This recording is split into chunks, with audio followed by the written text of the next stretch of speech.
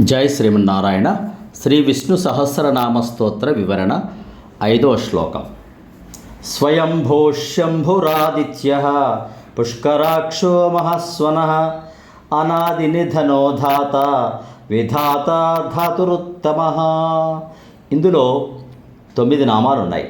స్వయంభూ శంభు ఆదిత్యః పుష్కరాక్షః మహాస్వనః అనాది నిధనః ధాత విధాత ధాతురుత్తమః. స్వయంభూ తనకు తానుగా వ్యక్తమైనవాడు, ప్రకటించుకొనినవాడు. సృష్టికి ముందు సృష్టి తర్వాత కూడా ఉండేది ఆయనే కావున స్వయంభూ అంటారు. ఆయన పరమపురుషుడు. స ఏవ స్వయముద్భవౌ అని మనుశ్రుతి కూడా అంటుంది. శంభు భక్తులకు శుభమును కలిగించువాడు. విష్ణువు స్థితికారకుడు కదా, మనల మంచి స్థితిలో ఎల్లప్పుడూ ఉంచువాడు. ఆదిత్య సూర్యమండల అంతర్భాగమున నుండి సూర్యునకు కూడా ప్రకాశము కలిగించు హిరణ్మయుడు ఆ పరమాత్మ. ఆదిత్యానాం అహం విష్ణు అని కృష్ణ పరమాత్మ భగవద్గీతలో కూడా చెప్పుకున్నాడు కదా.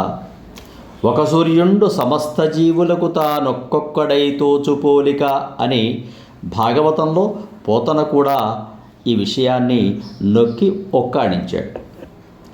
పుష్కరాక్ష పద్మముల వంటి కన్నులు కలవాడు. అంటే విశాల నేత్రుడు, ఈ ప్రపంచాన్ని తన కనుసన్నలలో నడపగల సమర్థుడు.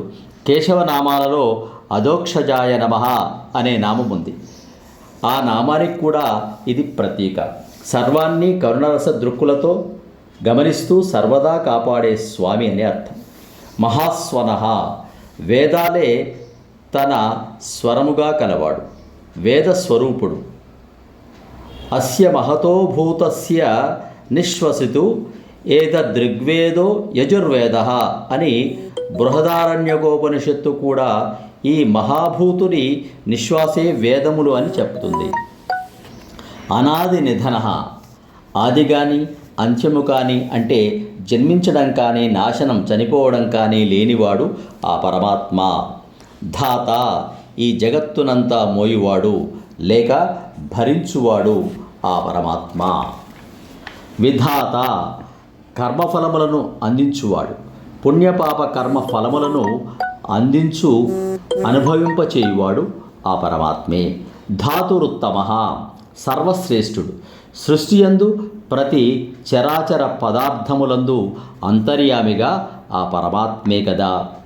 ఎవ్వనిచే జనించు జగమెవ్వని లోపల నుండు లీనమై ఎవ్వని యందుడెందు పరమేశ్వరుడెవ్వడు మూలకారణం వెవ్వడనాది మధ్యలయుడెవ్వడు సర్వముదాని అయిన వాడెవ్వడు వానినాత్మభవు నీశ్వరునే శరణంబు వేడెదన్ అని భాగవతంలో పోతన ఆ పరమాత్మ స్వరూప స్వభావాలను కూడా వివరించాడు కదా.